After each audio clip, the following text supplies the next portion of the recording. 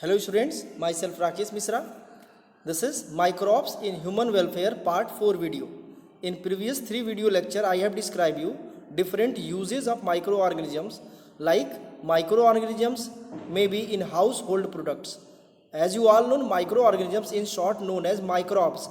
So don't be confused regarding the microbes and microorganisms. This is the video number 4, that is video lecture number 4. In previous 3 video lecture I have described you microbes as a household products may be the curd formation, cheese formation or dough, different kinds of dough products formation. In second video lecture I have described you the microbes in beverages industries may be at the commercial level or at the domestic purpose. Then I have described you microorganisms in antibiotic production as well as the enzyme production. Different kinds of enzyme is very important to you. All kinds of enzyme that are in your syllabus in this lesson are actually based on the microorganisms for bacteria only. So it should be noticed by you that microorganisms are having broadly uses. In this video lecture I will describe you the microorganisms part 4. So without delay timing, let I introduce you the microorganisms part 4 and their content. Here you can see microorganisms, that is the microbes in human welfare part 4 and their advantage. Here the microbes in bioactive molecules. Microbes in bioactive molecules means first of all you need to know what are the bioactive molecules, because without acknowledgement about the bioactive molecules you do not define, you do not have any more concept clearance regarding that example and their source. So first of all you need to know what is bioactive molecules. Here the definition is described through the very easy language. The groups of biochemical substances. The biochemical substances means the chemically not synthesized, they are synthesized through the different kinds of biological source, maybe the microorganisms, maybe the bacteria, or maybe any kinds of living organisms. The products, the chemical product that is synthesized inside the body of living organisms are known as biochemical substances. So group of biochemical substances that direct interfere and affects the metabolism of living body called bioactive molecules. It means all those chemical components that are synthesized in the living body, all those chemical substances that are synthesized in living body,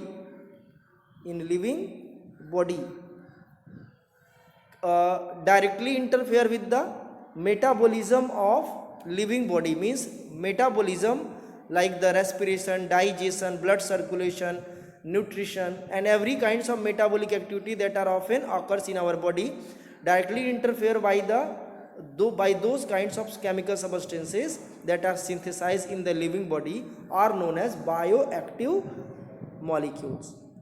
Bioactive molecules. Here molecules doesn't mean the molecules as like the chemical molecules like the H2, like N2. These are not as like the chemical molecules. These are the biochemical substances. So I think your concept regarding biochemical substances is clear. So your heading will be as usual, as you can see over the board. The microorganisms, that is known as the microbes in bioactive molecules are, first of all there is the definition of bioactive molecules, group of biochemical substances that direct interfere and affect the metabolism of living body called bioactive molecules. अब यहाँ पे ये check करते हैं कि कौन कौन से बायोमॉलिक्यूल्स हमारे सिलेबस में हैं. बेसिकली दो बायोमॉलिक्यूल्स आपको पढ़ने हैं, cyclosporin A and statin. Cyclosporin A and statin are the two different kinds of biomolecules. So one by one I will describe about that. Actually the bioactive molecule cyclosporin is obtained from the fungi. एक trick मैं आपको दे रहा हूँ कि जितने भी आपको इस लेसन में एंजाइम पढ़ने हैं, एंजाइम प्रोडक्शन जितने भी आपने पढ़ा है, चाहे वो स्टेटिन पढ़ा है, चाहे वो स्टेटिन की बात कर दें, ये स्टेटिन नहीं है, स्टेटिन तो आपको इसी में पढ़ने हैं, यानी कि आपको बायोएक्टिव मॉलिक्यूल्स में पढ़ना है. चाहे आप जो है स्टेप्टोकाइनेज पढ़े हैं पिछले वीडियो लेक्चर में, या फिर आप जो है लाइपेजेस पढ़े हैं, या प्रोटीएजेस और पैक्टिनेजेस पढ़े हैं. ठीक है, जो भी आप पढ़े हैं, चाहे प्रोटीएजेस पढ़े हो, चाहे पैक्टिनेजेस पढ़े हो, ठीक है। जो भी आप पढ़े हैं, जितने भी बायो एक्टिव मॉलिक्यूल्स आप पढ़े हैं, सब के सब बैक्टीरियल ओरिजिन थे। सब क्या थे? बैक्टीरियल ओरिजिन थे, और वही आपको जानना था, वही पढ़ना था, ठीक है। ये ट्रिक है, इसके थ्रू आप जो है चीज़ों को समराइज कर लेंगे, लिख लेंगे। सारे बैक्टीरियल ओरिजिन थे और वो खत्म हो गए। और जितने भी आपको यहाँ पे बायो एक्टिव मॉलिक्यूल जितने भी पढ़ने हैं, ठीक है, जितने भी आपको बायो एक्टिव मॉलिक्यूल पढ़ने हैं, वो सब फंगस ओरिजिन होंगे। क्या होंगे? फंगस ओरिजिन, ठीक है। यानी कि सब के सब क्या होंगे? फंगस से रिलेटेड होंगे। तो यहाँ से आपका कॉन्सेप्ट आई थिंक क्लियर हो जाएगा, ठीक है। चलो आते हैं, हम आपको बता दे रहे हैं, दोनों देखो, चाहे वो बायो एक्टिव मॉलिक्यूल्स आपका ये यहाँ पे मैं बात कर दे रहा हूँ, साइक्लोस्पोरिन ए हो या स्टेटिन हो, दोनों बायो एक्टिव मॉलिक्यूल्स जो है किससे ऑब्टेंड होते हैं? वो फंगस से ऑब्टेंड होते हैं। यहाँ पे दो फंगस है, यहाँ पे दोनों फंगस की मैं लिस्ट यहाँ पे बना दिया हूँ। पहला है फंगस ट्राइकोडर्मा पॉलीस्पोरम और दूसरा है मोनेस्कस परप्यूरियस। एक एक करके दोनों के बारे में मैं यहाँ पे आपको क्लियर कर दे रहा हूँ। लिसन, साइक्लोस्पोरिन ए यहाँ पे लिखा हुआ है, अच्छे से दिख भी रहा होगा, विजिबल है, इसलिए यहाँ पे फ्लैश पॉइंट मैं नहीं करूँगा, यहाँ पे दिख रहा होगा अच्छे से visible. Cyclosporin A, the source plant of cyclosporin A is trichoderma polysporum. Trichoderma polysporum are the source plant of cyclosporin A. As you can see, the cyclosporin A and their source plant Trichoderma polysporum, and it is the type of fungi. And the basic use of cyclosporin A as an immunosuppressive agents in organ transplants. Organ transplants के दौरान मैंने बताया था कि आपके body में एक T cell होता है, थाइमस सेल बोलते हैं, ठीक है। एमसीक्यूज में ये पूछा गया था। ये T cell thymus cell origin होता है, और ये टी सेल दो तरह से बॉडी पे इफेक्ट करता है। टी सेल जो है बॉडी पे दो तरह से इफेक्ट करता है। पहला T cell as a effector और दूसरा T cell as a regulator. ये पहला टी सेल, दूसरा टी सेल का मतलब एक ही तरह का टी सेल बॉडी में दो तरह के फंक्शन प्ले रोल करता है। इफेक्टर में वो डायरेक्ट जो है किसी पैथोजेनिक एक्टिविटी को ब्लॉक करता है बाय मीन्स ऑफ साइटोलिसिस, और रेगुलेटर में सेल्फ और एक नॉन सेल्फ टाइप का रेगुलेटर होता है। सेल्फ टाइप में क्या होता है कि कभी कभी एब नॉर्मल एक्टिविटीज अगर टी सेल हमारे बॉडी में अपने ही सेल को मिलता है तो उस समय वो अपने ही सेल की एक्टिविटी को ब्लॉक कर देता है। So even when the T cell found abnormal activities in our body, then they block the activity and they suppress the activity of the neighbouring cells. And in non-self type of regulation, the T cell actually perform the same process, same types of immunity, provide immunity by the suppressing by cytolysis and by means of the rejection through the foreign cell। यानी कि दूसरे case में क्या होगा, ये foreign cell के लिए यही रूल अप्लाई करता है। यानी कि जब कोई एब नॉर्मल एक्टिविटी किसी अपने सेल में देखता है तो उसमें साइटोलिसिस के थ्रू उसको किल अप कर देता है, उसको ब्रेक डाउन करता है, उसका रिजेक्शन करता है।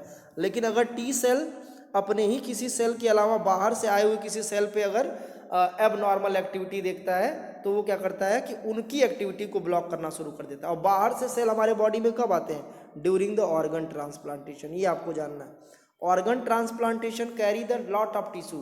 That is, organ transplantation is meant of the transplantation of organ from elsewhere, maybe the liver, maybe the kidney, or the different kinds of organ that are often transplant during the process of organ transplantation. So what happen if the organs of any donor is allowed to transplant to any recipient? Then there is two things to know. First things, the blood group should exact match, and second things, the body response of our body will be as usual as like the as with the T cell. T cell if do not allow to transplantation process, then it is not easily to transplant the organ from the foreign to the body parts. It means what happen, there is need to immune response or positive immune response during the organ transplantation. अगर positive immune transplant नहीं होता है तो T cell बाहर से आए हुए किसी ऑर्गन को जनरली बॉडी में अलाउ नहीं करता, और ऑर्गन जो है बॉडी में ट्रांसप्लांट होने के बाद भी सही से वर्क नहीं कर पाता है, धीरे धीरे उसमें प्रॉब्लम आने शुरू हो जाते हैं, या तो वो डिकेइंग प्रोसेस शुरू होता है या फिर सेलुलर प्रोलिफरेशन, सेलुलर डिग्रेडेशन शुरू हो जाता है. सो in order to resolve that kinds of problem, there is need to suppress the immunity or suppress the T cell for some time, for certain time of limit, even when the organ get totally packed up with the body.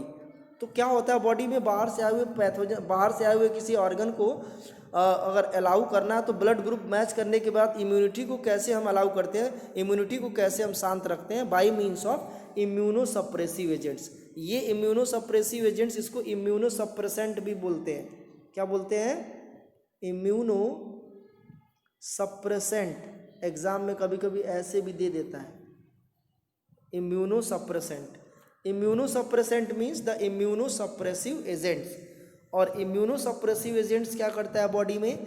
कुछ देर तक के लिए T cell को शांत रखता है, यानी suppress रखता है उसकी एक्टिविटी को, यानी ओवरऑल हमारी इम्यूनिटी को कुछ समय तक न्यूट्रलाइज रखता है, so that the organ that are transplant during the organ transplantation is actually done. If the T cell reject the organ from the donor, then this kinds of process, this kinds of activities is known as graft rejection. ये आपको last video lecture में पिछले chapter में इसको बताया था कि graft rejection क्या होता है. ये भी जान लेना है कि बॉडी में जब बाहर से आए हुए किसी सेल को पैथोजन सेल या ऑर्गन को प्रॉपरली टाइम लगता है अटैच होने में, जैसे ये रेसिपिएंट का ऑर्गन है और ये डोनर का ऑर्गन है, ये दोनों में ज्वाइन होने में अगर टाइम लग रहा है तो ये धीरे से उसको क्या कर देता है? रिजेक्ट कर देता है, जिससे ये पूरी तरह से हमारे बॉडी के साथ बैलेंस नहीं बना पाता और इसमें डिकेइंग प्रोसेस होता है. This kinds of rejection is known as graft rejection. Grafting is the process to join the two body parts. So I think your concept regarding the graft rejection immunosuppressant is clear. Immunosuppressant means suppressing the immunity for certain time of limits in order to overcome the problem of organ transplantation. Keep in minds. Blood group तो हम कहीं से match करा लेंगे, immunity को हम exact match नहीं करा पाएंगे, तो हम क्या करते हैं कुछ समय के लिए हमारी बॉडी को ही न्यूट्रलाइज कर देते हैं, बॉडी के इम्यून सिस्टम को ही न्यूट्रलाइज कर देते हैं. ठीक है, तो इसके लिए कौन से केमिकल की जरूरत पड़ती है? That chemical is cyclosporin A, that obtained from the trichoderma polysporum, and trichoderma polysporum is a type of fungi. I think your concept regarding the cyclosporin and their function is clear. Now the second type of bioactive molecule is the statin. Here you can see the statin. Statin is one of the important bioactive molecule that obtained from the Monascus purpureus yeast, that is the type of fungi. अब यहाँ पे east और fungi में confusion नहीं कि इसमें fungi लिखे हैं, यहाँ ईस्ट क्यों लिख दिया? ईस्ट फंगी होता है लेकिन ये यूनिसेलुलर होता है, आपको पता होना चाहिए. ठीक है, तो ये Monascus purpureus is one of them. Monascus purpureus is an important east. आप एक और ईस्ट के बारे में जानते होंगे, सैकेरोमाइसिस सेरेविसाई, जिसको ब्रीवर्स ईस्ट भी बोला जाता है. So Monascus purpureus form the very important chemical that is known as statin, and the statin used to lowering the blood cholesterol level. The blood cholesterol level means, as you all know, your blood has the biomolecules in form of polymers as the cholesterol. If the cholesterol level get increased, then the blood get colloidal. Then what happen? The blood in form of colloidal, that is the blood become dense, then it is hard to flow throughout the blood capillaries and throughout the artery or vein. Then the heart take too longer time to push and get fail down. So in order to prevent the heart failure as well as the reduced blood pressure, there is need of statin. Then statin, actually statin यहाँ पे करता क्या है? Statin inhibit the cholesterol synthesis in our body. Statin कभी कभी question पूछ देता है कि how statin help to lowering the blood cholesterol level. तो लिख देंगे statin inhibits, यहाँ पे लिख दे रहा हूँ कॉपी, इसको नोट कर लीजिए, inhibits the cholesterol synthesis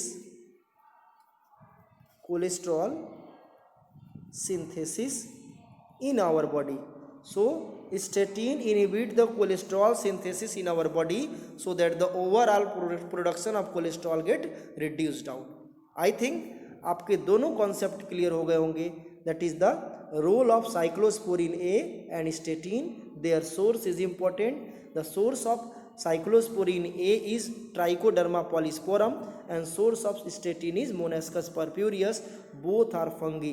So in this topic I have covered the microbes in bioactive molecules, their definition, example, as well as the role of bioactive molecules in our medical life.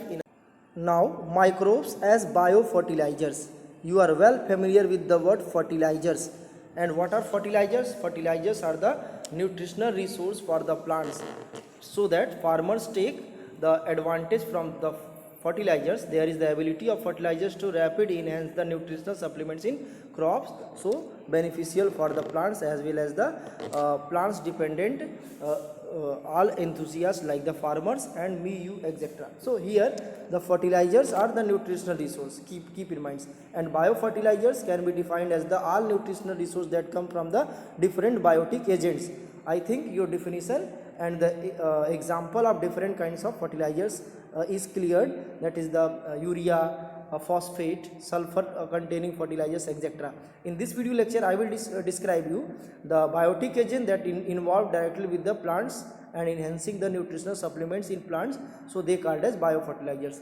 Here the three example of the basic three category of biofertilizers that are in your syllabus is bacterial biofertilizers, fungal biofertilizers and cyanobacterial biofertilizers. Bacterial fertilizer जो आपके syllabus में symbiotic and free living. Cyanobacterial fertilisers blue green alga को बोलते हैं और वो तुम्हारे syllabus में 3 है, Nostoc, Anabaena and ऑसिलेटेरिया.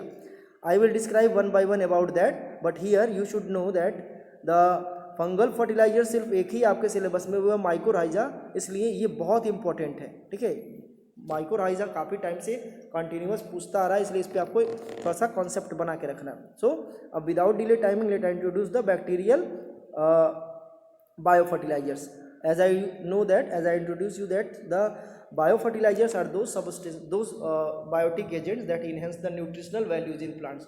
What are the nutritional values? Listen carefully. The nutritional values may be the nitrogen containing nutrients or the phosphorus sulfur containing nutrients, which later form the biomolecules, which is important to us and important to other living beings. So without delay timing, let I introduce the types of bacteria that are directly or indirectly utilize themselves with the plant's body. So bacteria may be symbiotic or free living.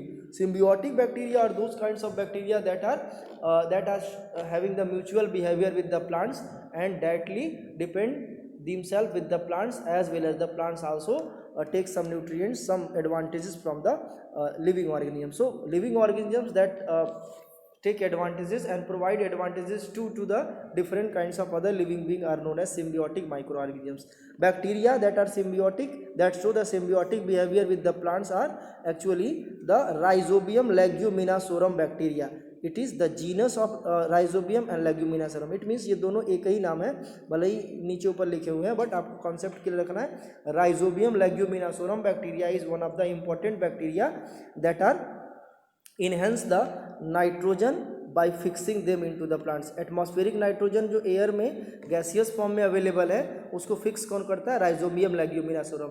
और ये process आप 11th में पढ़ चुके हैं, इसलिए बहुत detail इसमें नहीं जानना, सिर्फ आपको समझना है कि which bacteria symbiotic and enhance the nitrogen supplements, nitrogen quantities in plants, the Rhizobium leguminosarum. ठीक है, और ये फैमिली लेग्यूमिनेसी के प्लांट्स के साथ एसोसिएट रहता है, तो ये भी एग्जाम में कभी कोई पूछ देता है. Name the family in which the symbiotic bacteria Rhizobium leguminosarum associated. तो फैमिली लेग्यूमिनेसी. ठीक है, फैमिली लेग्यूमिनेसी, जिसको पी फैमिली बोलते हैं, सब 11th में हो चुका है. ठीक है, सो दोनों का, चाहे वो फ्री लिविंग हो, चाहे वो सिम्बियोटिक हो या फ्री लिविंग, दोनों का एक ही काम है, fix atmospheric nitrogen and enhance the protein content in plants. तो प्रोटीन कंटेंट्स कैसे बढ़ाते हैं? As you all know, nitrogen form the amino acids and amino acid form the proteins.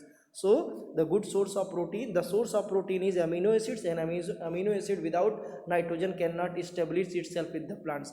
So the rhizobium bacteria as well as the free living azotobacter and azoaspergillus bacteria are actually responsible to enhance the protein quantity in plants and fix the nitrogen. but दोनों में different क्या है, ये symbiotic है यानी plant के साथ associate होकर रहता है, और ये सॉइल में और बाकी प्लांट्स के आसपास रहता है, लेकिन प्लांट्स के साथ एसोसिएट होकर नहीं रहता है. ठीक है, आई होप आपका कॉन्सेप्ट क्लियर हो जा रहा है. वीडियो काफ़ी लंबा हो जाएगा, बट आपको थोड़ा केवल कॉन्सेप्ट पे ही ध्यान रखना है. Symbiotic, free living. सिम्बियोटिक का एग्जांपल राइजोबियम लेग्यूमिनासोरम और फ्री लिविंग का एग्जांपल एजोस्पर्जिलस एजोटोबैक्टर. ये दोनों अलग अलग बैक्टीरिया. ठीक है, अब आते हैं नेक्स्ट फंगल माइक्रो ऑर्गेनिजम्स. ये बहुत इंपॉर्टेंट है, इसको वेरी इंपॉर्टेंट कर लीजिए, इसको आप पढ़ लीजिएगा, रट लीजिएगा.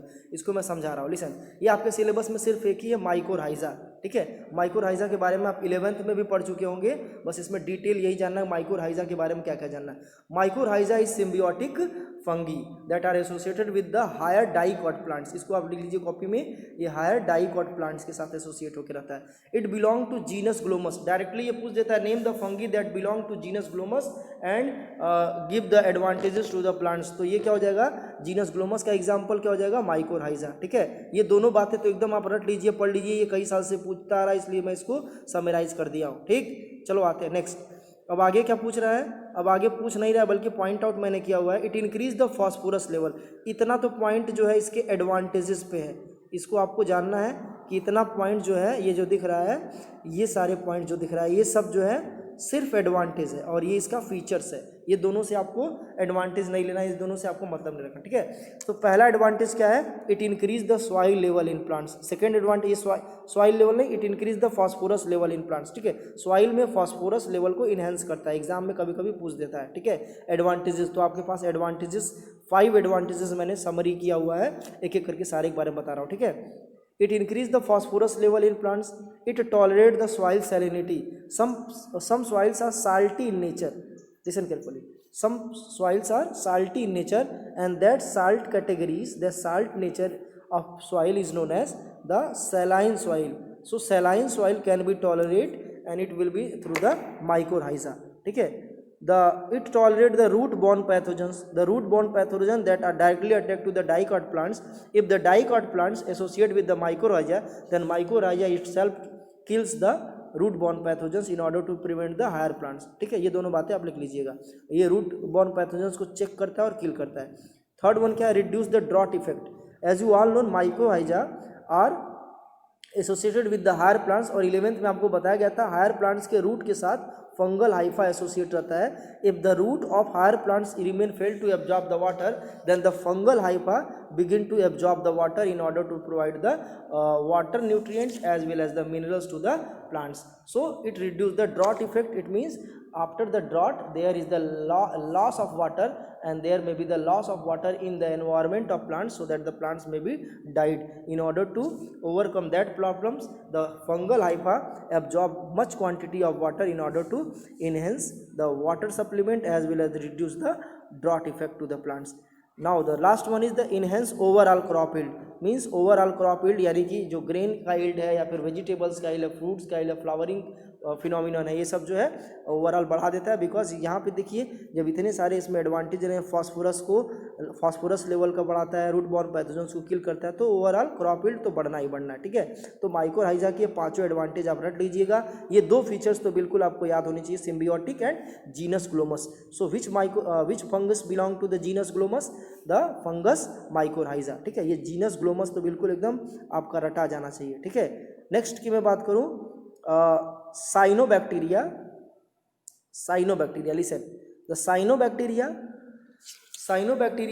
और blue green alga in your syllabus, Nostoc, Anabaena and Oscillatoria. Listen carefully, Oscillatoria is aquatic blue green alga, sometime it act as the algal behaviour. So Oscillatoria is aquatic blue green alga that fix the atmospheric nitrogen, beneficial for the paddy field. धान के खेतों के लिए ये सारे जितने भी points दिए गए ना, ये सब ऑसिलेटेरिया के लिए दिए गए. नॉस्टॉक एनाबिना के बारे में आप जानते हैं कि ये सिम्बियोटिक है. ठीक है, सिम्बियोटिक ब्लू ग्रीन एल्गा है जो साइकस और बाकी प्लांट्स के साथ एसोसिएट होकर रहता है. तो यहाँ पे यही आपको जानना है कि सिम्बियोटिक ब्लू ग्रीन एल्गा का एग्जांपल नॉस्टॉक एंड एनाबिना, इसलिए मैंने इसको सिर्फ एक ही जगह पॉइंट आउट किया. Oscillatoria, the Oscillatoria enhance the nitrogen by fixing atmospheric nitrogen, तो ये इंपॉर्टेंट है। Beneficial for the paddy field and enhance the photosynthetic value because it is green, यानी कि पैडी फील्ड में ये नाइट्रोजन की क्वांटिटीज को बढ़ाता है, साथ ही ये फोटोसिंथेटिक वैल्यूज़ को भी इंक्रीज करता है। तो ये जितने भी पॉइंट्स मैंने समराइज किए हुए हैं, इसका आप चाहे तो स्क्रीनशॉट ले लीजिए और इसको ऐसे ही फ्लो चार्ट के थ्रू इसको लिख लीजिए, और या तो इसको step by step bacterial microbes bio fertilisers लिख सकते हैं, या फिर फंगल बायो फर्टिलाइजर्स लिख सकते हैं, या फिर साइनोबैक्टीरियल बायो फर्टिलाइजर्स लिख सकते हैं। आई होप आपको ये तीनों बातें समझ में आ गई होगी। अगर आपको इससे रिलेटेड कोई प्रॉब्लम्स है, ठीक है, साथ ज़्यादातर आप किस पे फोकस करेंगे, ये फंगल बायो फर्टिलाइजर्स पे। इससे रिलेटेड कोई प्रॉब्लम्स है तो लाइव क्लास में या फिर कमेंट बॉक्स में आप डिस्कस कर सकते हैं। Thank you.